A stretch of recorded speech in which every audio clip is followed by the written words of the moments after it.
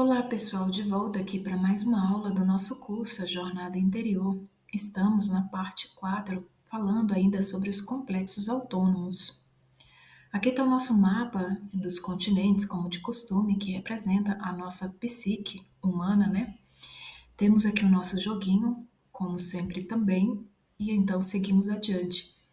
Aqui vamos tratar dos complexos de forma mais geral e também vamos compreender como que Jung explica o complexo autônomo como um conteúdo inconsciente? Nestas circunstâncias, o inconsciente parece-nos como um no grande X, a respeito do qual a única certeza que temos é a de que dele resultam efeitos importantes. Uma olhada sobre as religiões universais nos mostra como estes efeitos são importantes, historicamente falando, e um olhar sobre os sofrimentos do homem moderno nos mostrará a mesma coisa. Apenas nos expressamos um pouco diferentemente. Há 500 anos atrás dizia-se que uma mulher estava possuída do demônio. Hoje dizemos que ela tem um ataque de histeria. Antigamente dizia-se que uma pessoa enferma estava enfeitiçada. Hoje dizemos que ela sofre de neurose gástrica. Os fatos são os mesmos, só que a antiga explicação era, psicologicamente falando, quase exata, ao passo que nossas descrições racionalistas dos sintomas são praticamente sem conteúdo. De fato, se eu digo que uma pessoa está possuída de um espírito mau, no fundo estou simplesmente querendo dizer que esta pessoa possessa não está realmente doente, mas sofre uma influência psíquica invisível que ela não tem condições de controlar. Este fator invisível é um complexo autônomo, um conteúdo inconsciente. Quando analisamos a psicologia de uma neurose, descobrimos um complexo que não se comporta como os conteúdos da consciência, isto é, vindo e indo a uma ordem nossa, mas obedece às suas próprias leis. Em outras palavras, é independente, ou, para empregar um termo técnico, autônomo. Comporta-se exatamente como um diabrete que não se deixa captar, e quando o complexo se torna consciente, e tal é o objetivo da análise, o paciente exclama, talvez aliviado: então era isto o que me perturbava? Tem-se a impressão de que se conseguiu alguma coisa, os sintomas desaparecem, o complexo, como se diz, foi resolvido. Somente agora se revelou o verdadeiro estado das coisas, isto é, somente agora tomamos consciência de que este complexo jamais poderia ter surgido se nossa natureza não lhe tivesse conferido uma força propulsora secreta. Natureza secreta é o arquétipo. Ou seja, pessoal, aqui vimos o Jung identificando o complexo autônomo como um conteúdo do inconsciente que não obedece à nossa vontade ou à nossa ordem, mas possui como que suas próprias leis, ou seja, é um conteúdo realmente do inconsciente. O Maurice Stein, no livro Mapa da Alma, vai dizer o seguinte: existem graus de possessão que vão dos momentâneos e inconsequentes até os psicóticos e crônicos. O que vemos na possessão é que as características da personalidade que não fazem usualmente parte do caráter e estilo do ego tornam-se ostensivamente manifestas. Essas características desconhecidas foram se acumulando no inconsciente durante um certo período de tempo e, de súbito, o ego é superado por esse oposto interior. Para uma pessoa abençoada com a chamada psicologia normal, as personalidades fragmentadas manifestam-se numa multidão de processos muito mais sutis, alguns tão diminutos que são quase indetectáveis, lapsos de linguagem, esquecimentos. No decorrer de uma hora, uma pessoa pode passar por numerosos estados de consciência, humores, subpersonalidades e mal se aperceber das variações. Essa sutileza passa para formas muito mais ostensivas e gritantes quando nos acercamos do nível da verdadeira possessão. A possessão tem uma qualidade mais extrema e distinta, dificilmente passa desapercebida e adquire até com frequência as características de um tipo específico de personagem. Um complexo de Salvador, por exemplo, desenvolve-se tipicamente a partir de dolorosas experiências de abandono na infância e revela-se depois no comportamento que passa por ser bondade e solicitude. Essas características, entretanto, não pertencem ao ego de um modo integrado. Elas tendem antes a ir e vir porque têm raízes num complexo autônomo sobre o qual o ego tem escasso controle. São pessoas que não conseguem abster-se de ser prestativas e solícitas, não importa até que ponto isso possa ser destrutivo para elas próprias ou para os outros. O comportamento é realmente controlado por um complexo e, portanto, não está sob o controle do ego. Também tende a flutuar de um modo mais ou menos arbitrário. Observam-se súbitas incoerências que não podem ser previstas nem explicadas. Umas vezes essa pessoa será excessivamente ponderada e atenta, outras vezes cruel, indiferente ou até injuriosa. Outras psiques fragmentadas, ou seja, complexos, né, estão competindo por ganhar o patrocínio do ego.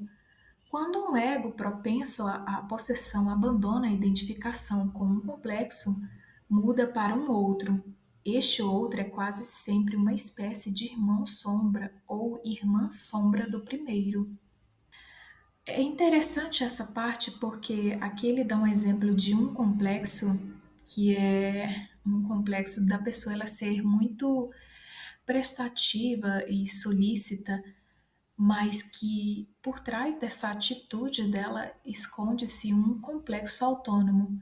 Ou seja, como ele falou aqui no trecho anterior, esse tipo de atitude, né, que é inconsciente, né, desenvolve-se tipicamente a partir de dolorosas experiências de abandono na infância e revela-se depois no comportamento que passa por ser bondade e solicitude. Só que quando a pessoa ela age assim, e a gente sabe que é inconsciente porque é um complexo autônomo, ela vai ter como que algumas vezes ela vai agir de forma excessivamente ponderada e atenta, como ele falou aqui, e outras vezes ela vai se sentir cruel, indiferente ou até injuriosa. Às vezes ela vai se sentir muito cansada, né, de sustentar, por assim dizer, uma atitude de ser tão prestativa e tão solícita, porque vai revelar que quando ela faz isso, ela está querendo talvez preencher algo, né, ou seja, talvez o sentimento de abandono ou para não se sentir abandonada. Só que aí ela vai estar reprimindo uma outra parte do seu ser, né? Ou seja, ela vai estar sendo solista, prestativa, só que, consequentemente, com ela mesma, ela vai estar sendo negligente, por assim dizer, né? Bom, ainda continuando, Maurice Stein vai falar.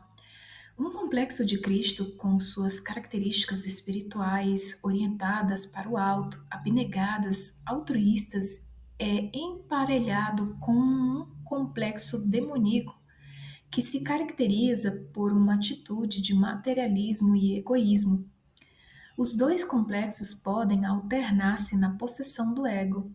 Um funcionará como a persona oficial em muitas situações sociais e públicas, e o outro dominará a personalidade consciente em ambientes particulares e íntimos. Este ego é vulnerável ao que Jung chamou de enantiodromia, uma mudança para o oposto. Os complexos são objetos do mundo interior. É deles que dependem o bem-estar da vida pessoal. São os deuses domésticos que nos aguardam na lareira e cuja tranquilidade é perigoso exaltar. Não convém deixar de levar a sério tais deidades. Bom, aqui a gente vai entender a estrutura dos complexos. Jung descreve-a como sendo composta de imagens associadas e memórias congeladas de momentos traumáticos que estão enterrados no inconsciente e não são facilmente acessíveis para a recuperação pelo ego. São as lembranças reprimidas. O que une os vários elementos associados do complexo e os mantém no lugar é a emoção. Esta é o elemento aglutinante. Além disso, o conteúdo afetivo do complexo consiste num elemento nuclear e num grande número de associações secundariamente consteladas. O elemento central é a imagem nuclear, e a experiência em que o complexo está baseado é a memória congelada. Mas resulta que esse núcleo compõe-se de duas partes: uma imagem ou traço psíquico do trauma originador e uma peça inata arquetípica que lhe está intimamente associada. Ou seja, novamente aqui eu fiz uma separação, né, para ficar claro essa distinção ou essa explicação. Quando ele fala que o núcleo do complexo ele compõe-se de duas partes. Uma parte é uma imagem ou traço psíquico do trauma originador, e a outra parte é uma peça inata arquetípica que lhe está intimamente associada. Por exemplo, no complexo de trauma em relação ao pai, a imagem, o traço psíquico do trauma originador vai ser a imagem congelada. A peça arquetípica, como a gente viu, é o arquétipo do pai. Só que esse arquétipo a gente viu que ele se desdobra, né? Ou seja, ele se torna, inclusive, no ânimos da mulher. Porque o ânimos, que é a imagem da alma da mulher, primeiro é projetado no pai e depois é projetado no amigo, no esposo, no companheiro, enfim, como a gente já disse nas outras aulas. Bom, Jung também fala aqui que o conteúdo afetivo do complexo consiste num elemento nuclear e num grande número de associações secundariamente consteladas. Então eu peguei e fiz esse desenho aqui, que seria o complexo, e do complexo ele possui várias associações secundárias. Para a gente ter uma noção do que seria essas associações secundárias, Jung fala no livro Psicologia e Alquimia que um complexo autônomo ele é um conteúdo segregado da consciência, como a gente pode ver, né, nas outras aulas.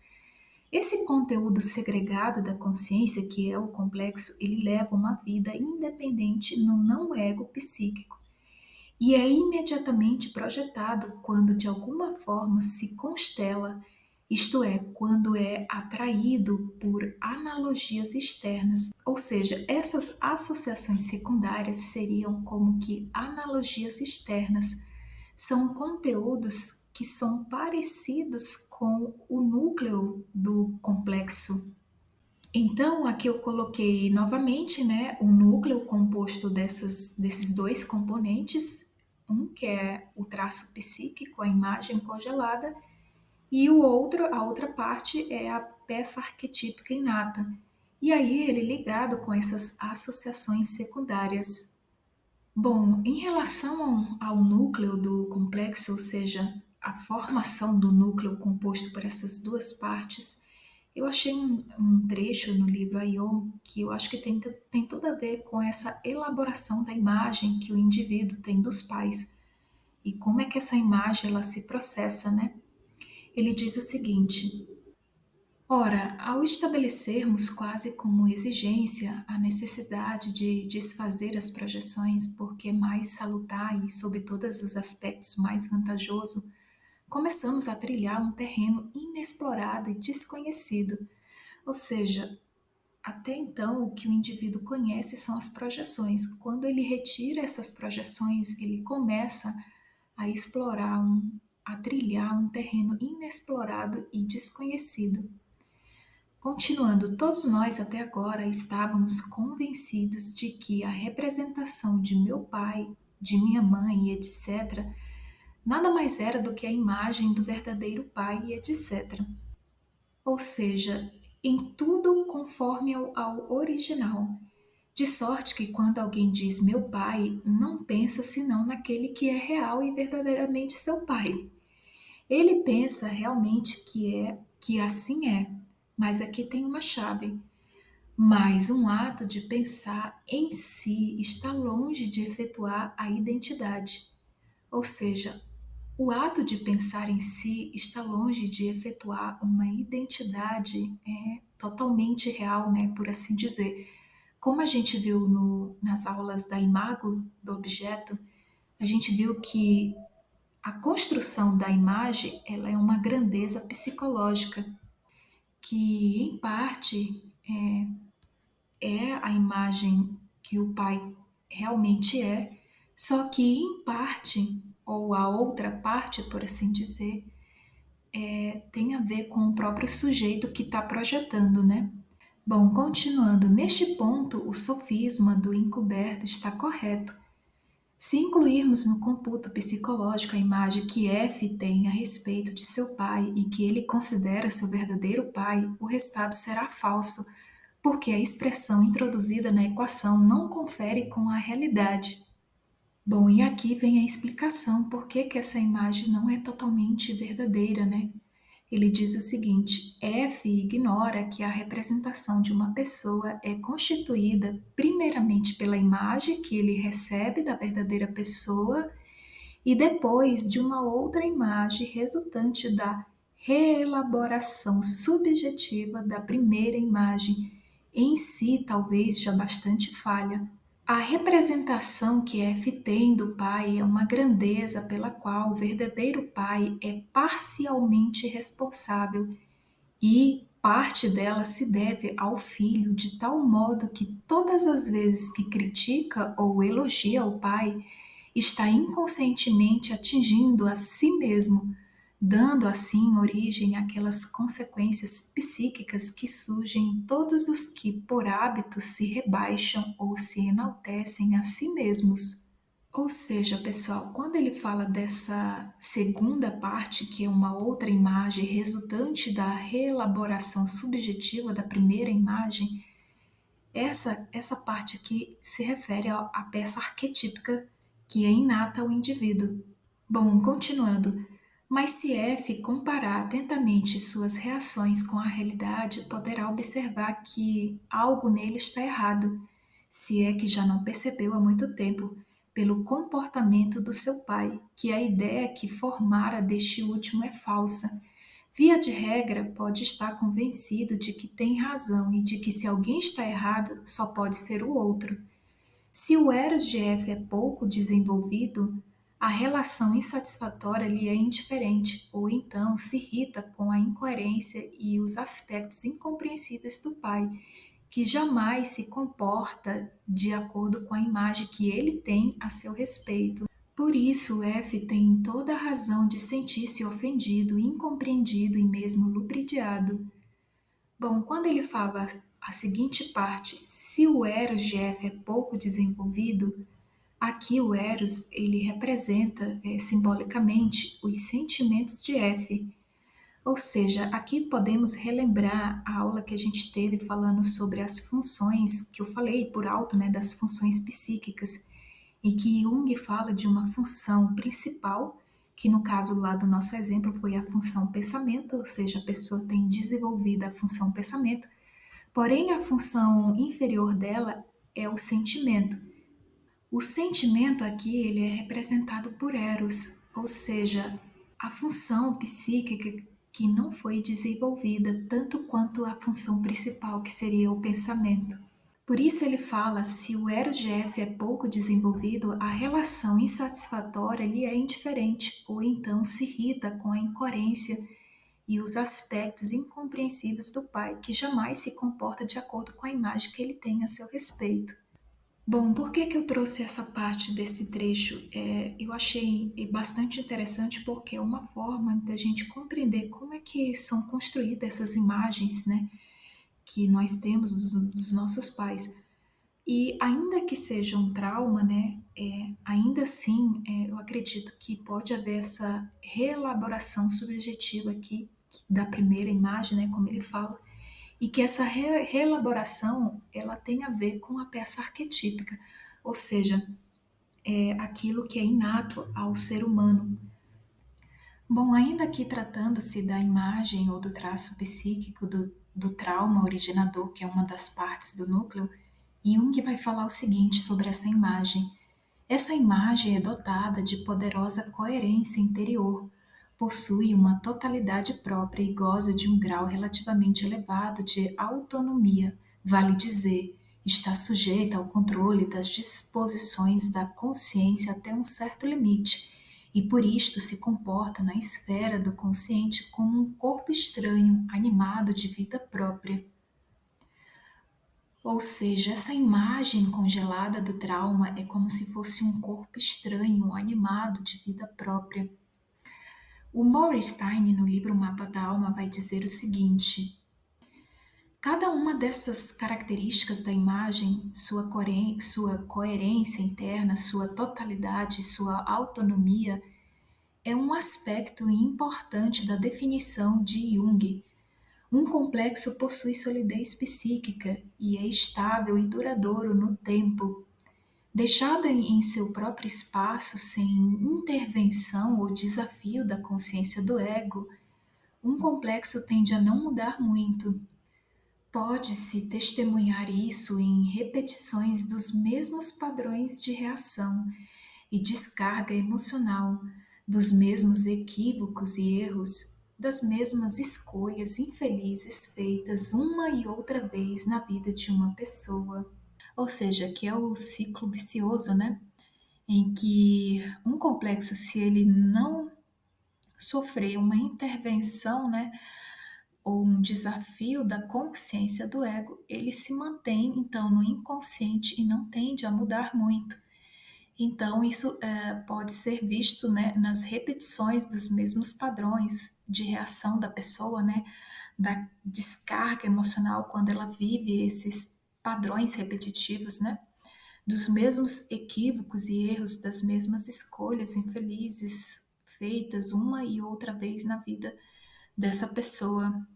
Bom, os complexos eles agem como instintos na medida em que produzem reações espontâneas em determinadas situações ou pessoas, mas não são puramente inatos da mesma forma que os instintos são.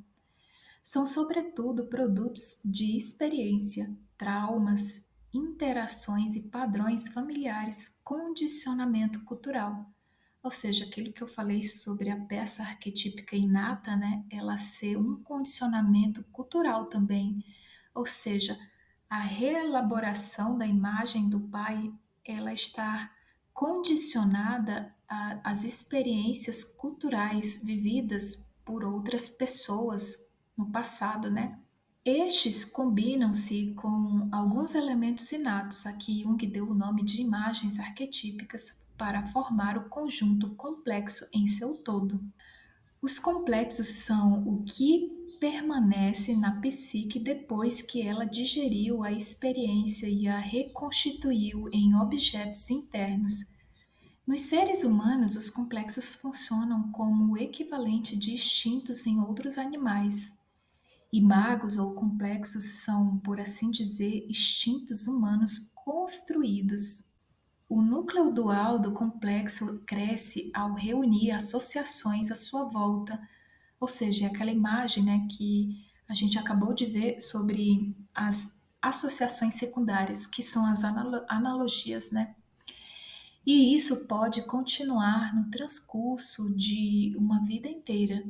Se, por exemplo, um homem lembra a uma mulher o seu severo e rude pai, pelo seu tom de voz, seu modo de reagir à vida, a intensidade de suas respostas emocionais e etc., esse homem irá compreensivelmente constelar o complexo do pai dela.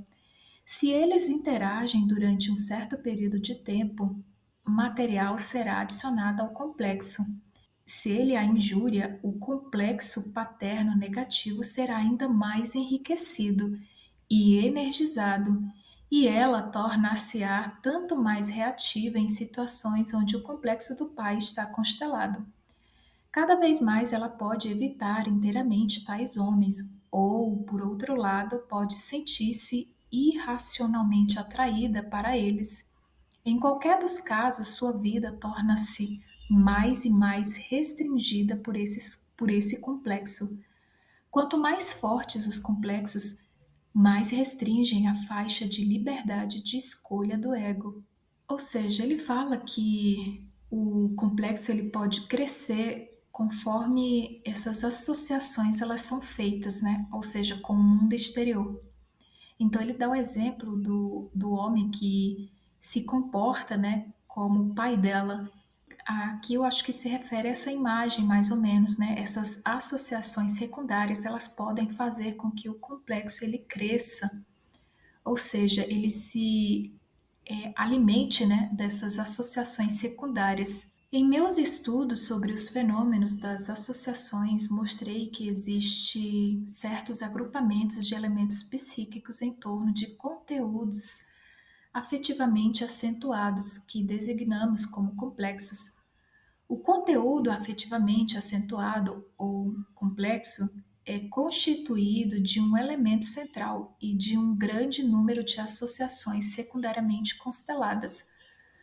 O núcleo central consta, por sua vez, de duas componentes, a saber, de um fator determinado pela experiência, isto é, por um acontecimento vivido e ligado casualmente àquilo que o cerca, e de um fator determinado pelas disposições internas e imanente ao caráter do próprio indivíduo.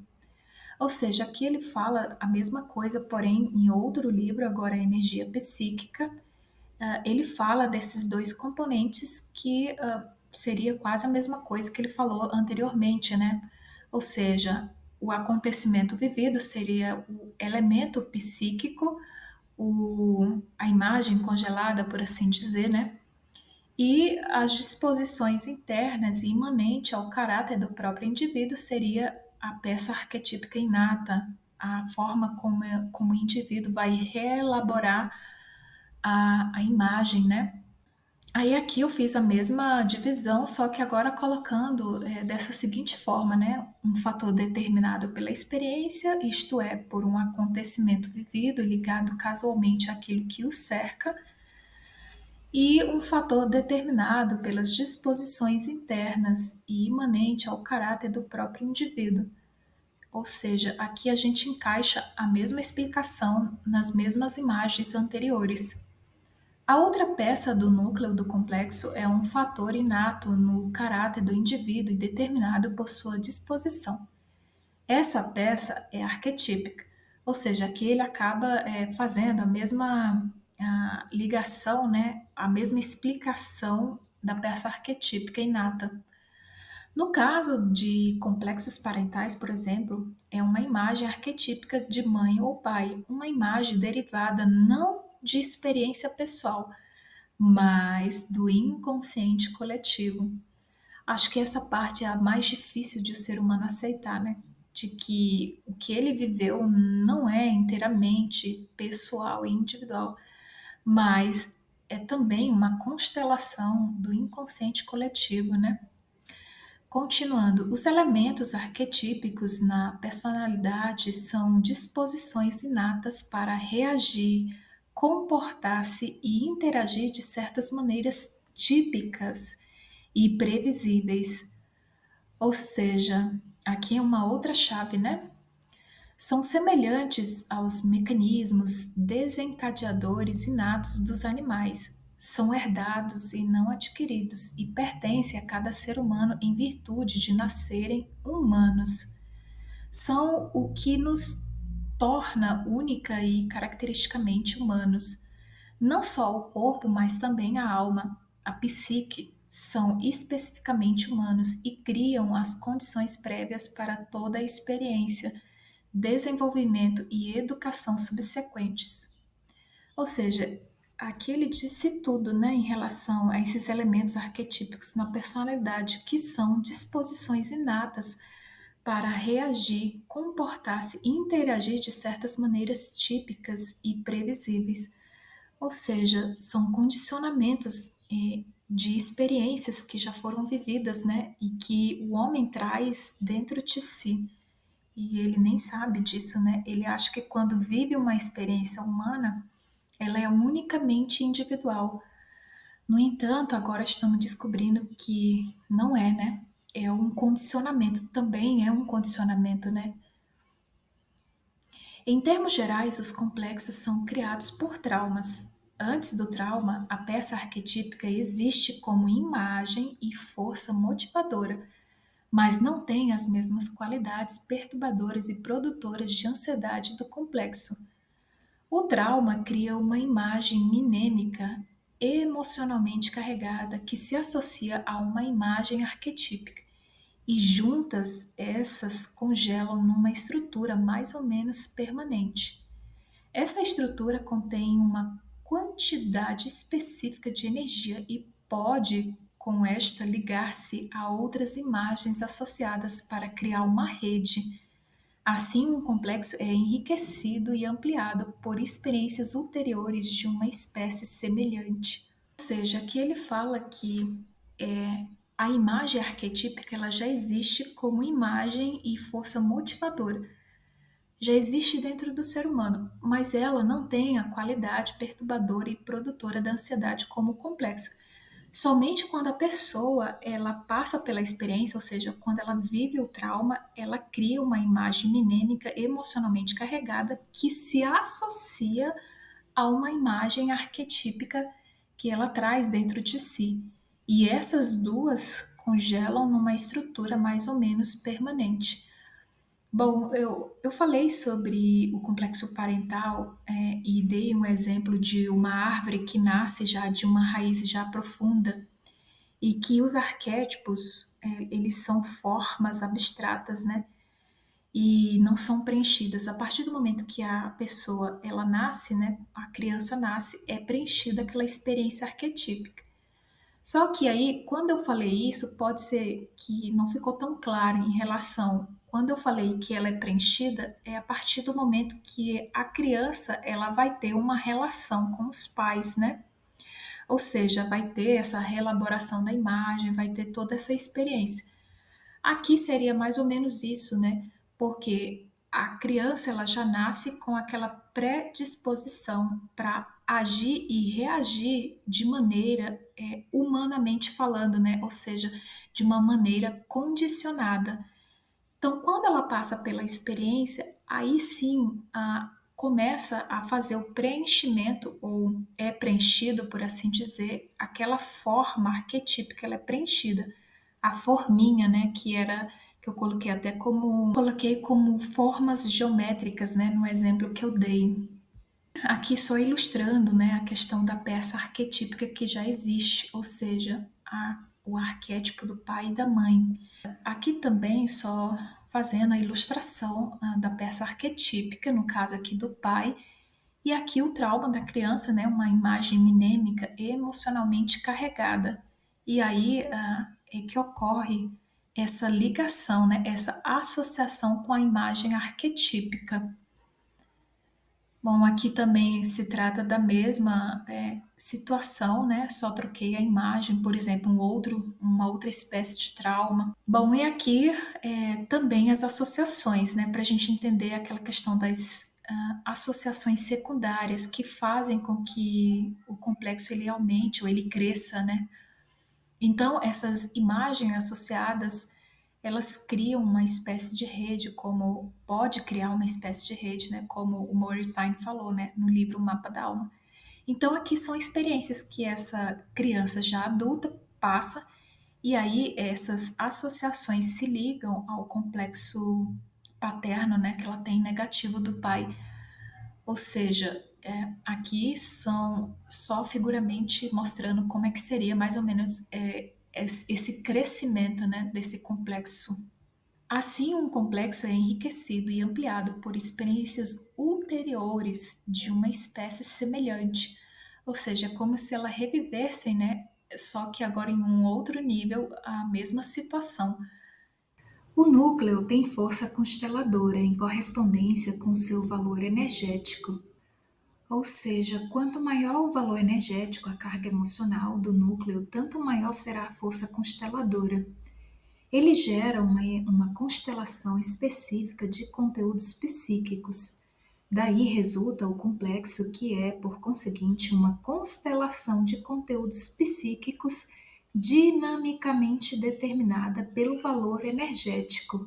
A constelação resultante, entretanto, não é uma mera irradiação da excitação, mas uma escolha dos conteúdos psíquicos excitados, determinada pela qualidade do núcleo.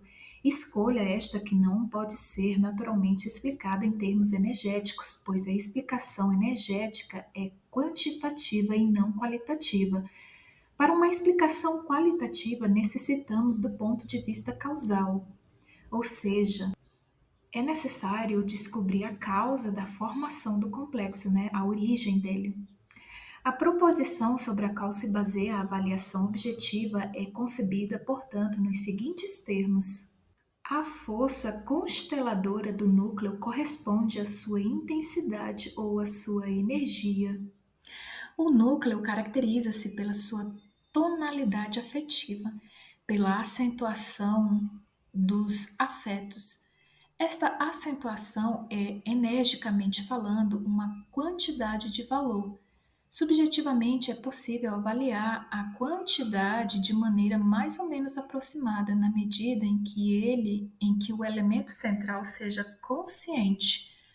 Mas quando o núcleo é de todo inconsciente, como acontece frequentemente, ou é inconsciente pelo menos em seu significado psicológico, a avaliação subjetiva torna-se impossível. Ou seja, quando o núcleo, que é justamente a peça arquetípica e a imagem que foi congelada, né, que é aquela questão do trauma, quando é inconsciente, aí fica difícil até fazer essa avaliação da quantidade de valor que esse complexo ele possui. Então, Jung diz: aqui deve-se lançar mão do método de avaliação indireta.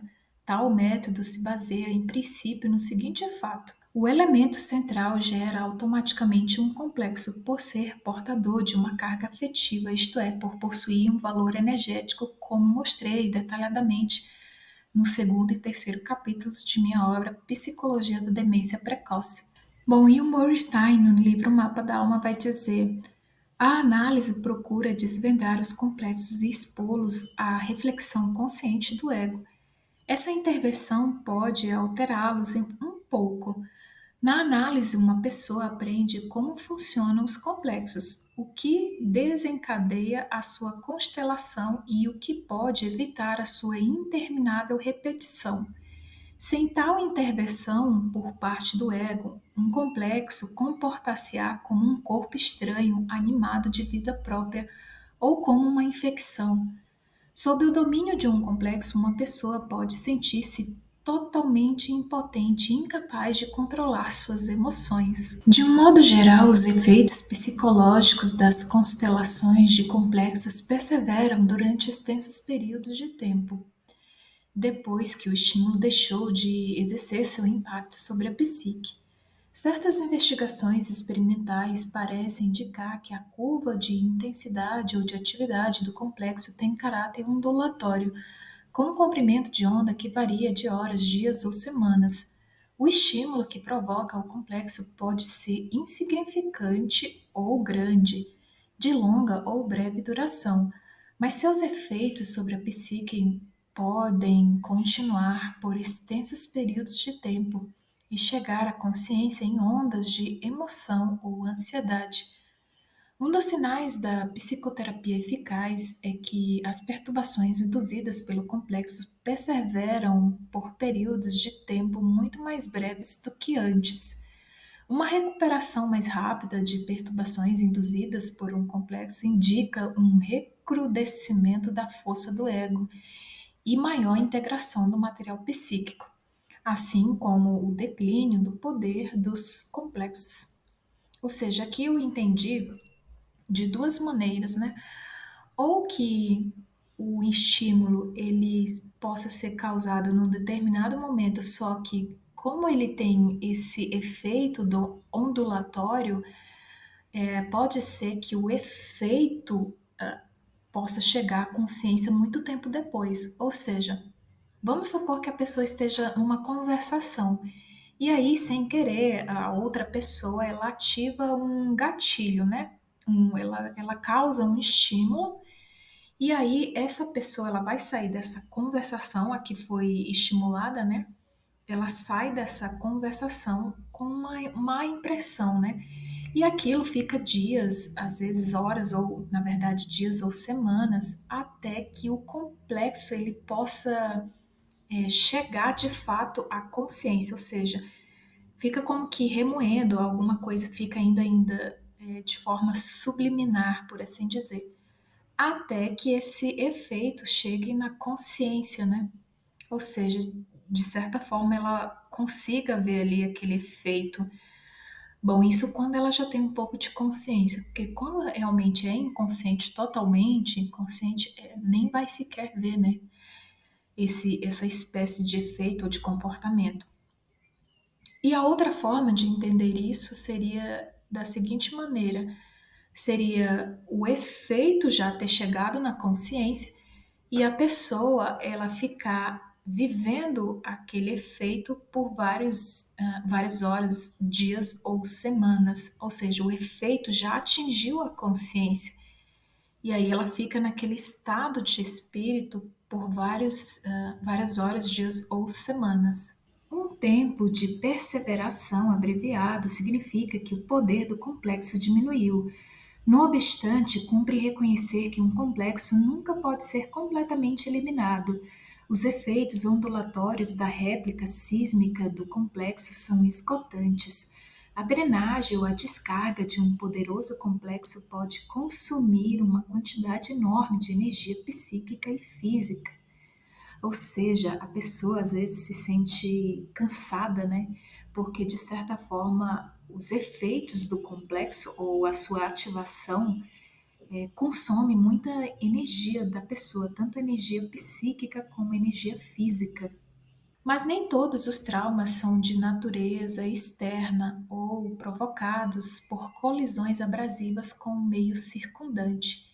Existem traumas que ocorrem sobretudo no interior da psique individual, e Jung indica que complexos podem ser também criados ou suplementados por um conflito moral que deriva, em última instância, da impossibilidade aparente de afirmar a totalidade da natureza humana. As atitudes morais efêmeras em nossa sociedade impossibilitam a afirmação completa dessa totalidade em muitas situações. Temos que negar os nossos verdadeiros sentimentos e abster-nos de exprimi-los para nos entendermos ou, ocasionalmente, até para sobreviver. Realizar tais ajustes sociais a bem da adaptação cria uma máscara social, uma persona que exclui partes essenciais de nós próprios. Ou seja, aqui ele fala de traumas que são de caráter interior, né? Ou seja, tem a ver com a questão do indivíduo não poder ser ele mesmo, ou seja, ser a sua totalidade, justamente por causa dessa adaptação ao mundo externo, né? Ao ambiente ou à sociedade. E ele fala que realizar esses tais ajustes sociais e a bem da adaptação cria uma máscara social, como a gente viu, que é um outro complexo funcional chamado de persona, que exclui partes essenciais do próprio indivíduo. De um modo geral, as pessoas preferem ser incluídas em seus grupos sociais, e aquelas que expressam suas ideias e opiniões com total franqueza ou não se submetem aos padrões do grupo tendem a ser marginalizados ou condenados ao ostracismo. Esse dilema social coloca uma pessoa no que Jung chama de um conflito moral. No nível mais profundo, o imperativo é ser todo, ou seja, ser a totalidade da personalidade, né?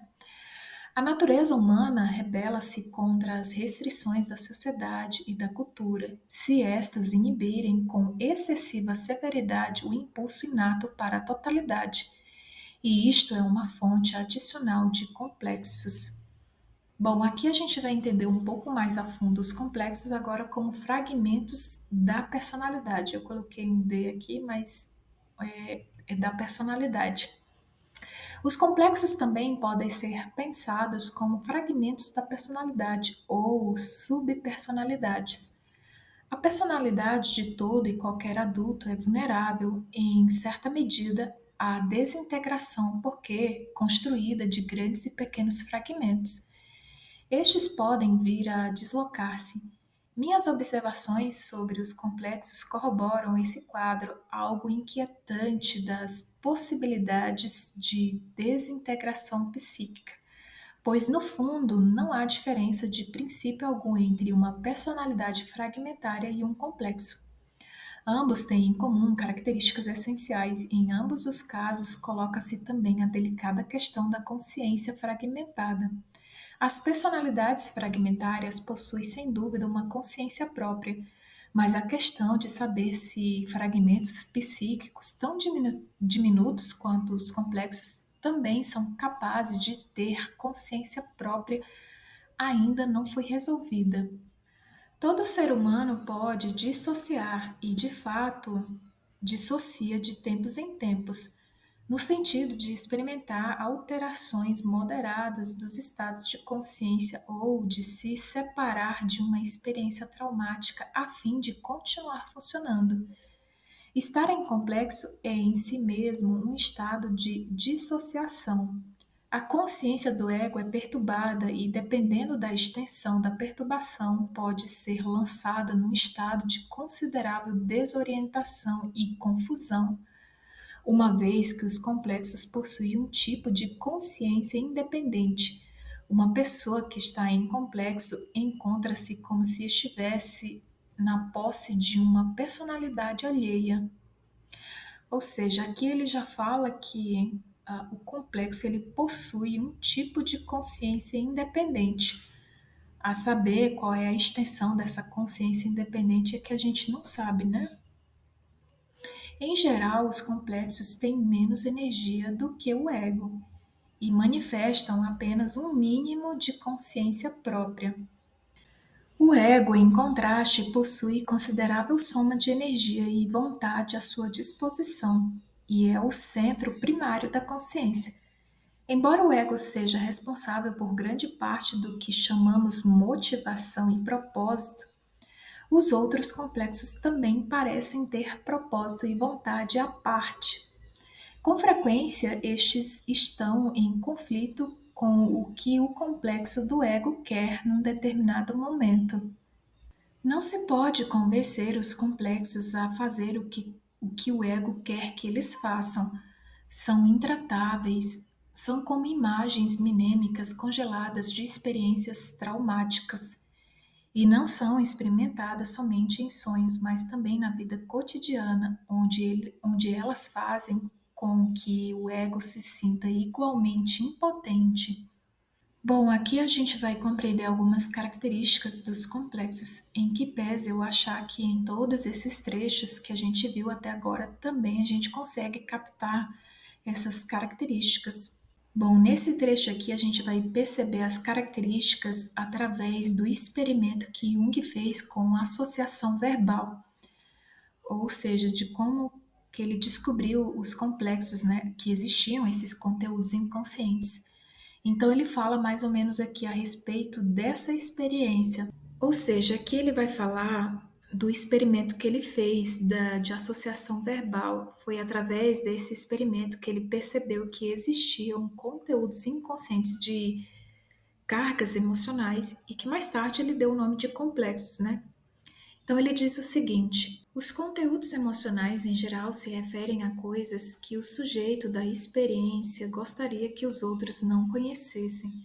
Ou seja, a experiência aqui refere-se à associação verbal, é o experimento que Jung fez, né? Trata-se, em geral, de fatos penosos e, portanto, de conteúdos reprimidos ou mesmo de coisas que o próprio sujeito da experiência desconhece. Quando uma palavra indutora atinge um destes complexos, o sujeito da experiência não encontra nenhuma resposta, ou então as coisas que lhe ocorrem são em tal quantidade que ele não sabe o que responder, ou repete mecanicamente a palavra indutora, ou dá uma resposta qualquer imediatamente, ou a substitui por outra, e etc. Se ao término do experimento se procura saber do sujeito da experiência as respostas que ela deu às diversas palavras indutoras apresentadas, verifica-se, em geral, que ele se recorda muito bem das reações ordinárias, mas se esquece das palavras ligadas a um complexo. Estas peculiaridades revelam claramente as qualidades do complexo autônomo. Ele determina perturbação no tempo da reação, bloqueia a resposta ou provoca pelo menos um retardamento desproporcional ou produz uma reação inadequada. Ou seja, que Jung está se referindo novamente ao experimento que ele fez, né, da associação verbal, em que ele fazia perguntas para a pessoa, para o indivíduo, e aí ele percebia esses tipos de reações aqui que ele está falando, né? Ele determina a perturbação no tempo da reação, ou seja, do tempo da reação da resposta, né? Bloqueia a resposta ou provoca pelo menos um retardamento desproporcional ou produz uma reação inadequada e em seguida impede que o sujeito da experiência se recorde das respostas dadas. Interfere assim na vontade consciente, perturbando suas disposições. Por isto falamos de autonomia dos complexos. Quando submetemos um neurótico ou doente mental a este experimento, descobrimos que os complexos que perturbam as reações são, ao mesmo tempo, componentes essenciais da perturbação psíquica. Eles provocam não só as perturbações das reações, mas também os sintomas. Comumente procura-se explicar racionalmente estas percepções interiores como provindas de causas externas, sem contudo atingir o âmago da questão. No fundo, trata-se de conteúdos irracionais de que o indivíduo jamais teve consciência anteriormente e que ele, portanto, tenta em vão descobrir em alguma parte fora de sua própria pessoa. Ou seja, quando o indivíduo tem os sintomas e ele dá como causa desses sintomas, na verdade, coisas externas, né? Ou seja, ele aponta sempre para coisas externas, mas nunca de algo interior dele, né? Até mesmo porque ele não sabe, né? Ou ele não conhece ou não reconhece, não tem consciência desses fatores internos. O primitivo exprime este fato muito apropriadamente, declarando convencidamente que algum espírito estranho está envolvido no caso. Ao que sei, estas experiências interiores acontecem ou quando algum fato exterior produz um abalo tão forte no indivíduo que sua concepção anterior da vida desmorona, ou quando os conteúdos do inconsciente coletivo, por um motivo qualquer, acumulam uma quantidade tão grande de energia que se tornam capazes de influenciar a consciência. Ao meu ver, isto acontece quando a vida de um povo ou de um grupo humano mais amplo sofre uma mudança profunda de natureza política, social ou religiosa.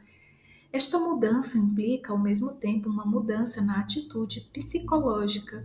Em outras palavras, pessoal, muita gente está falando da mudança da era de peixes para a era de aquário e que essa mudança vai influenciar essa questão de mudança também na atitude psicológica das pessoas.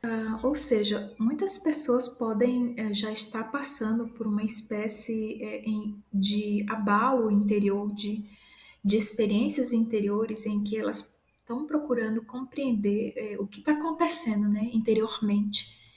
E talvez isso tenha a ver com essa mudança psicológica, ou seja, essa mudança de atitude psicológica a nível coletivo.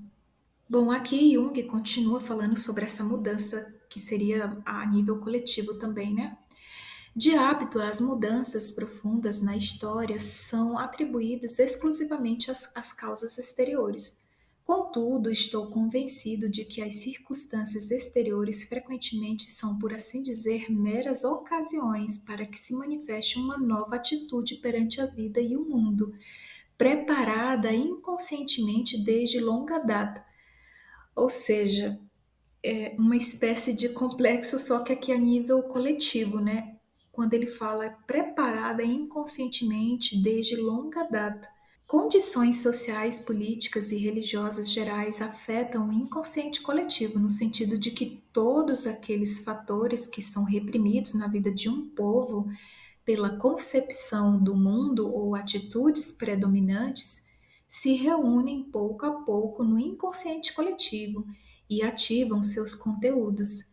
Em geral, um ou mais indivíduos dotados de intuição particularmente poderosa tomam consciência de tais mudanças ocorridas no inconsciente coletivo e as traduzem em ideias comunicáveis.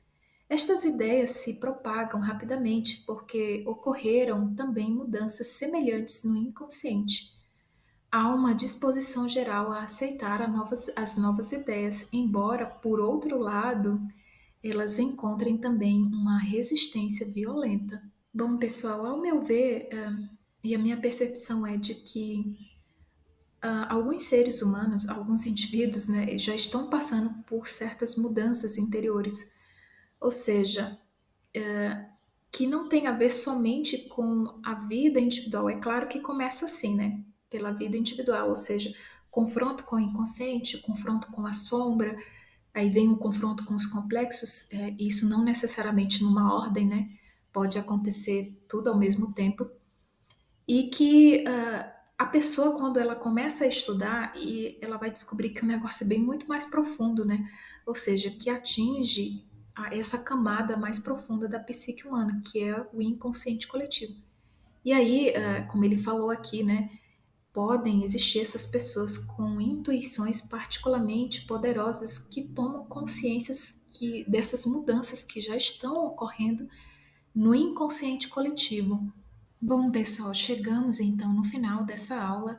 O tema complexos, a gente findou ele por aqui. É claro que esse conteúdo, complexos autônomos, é só uma pincelada.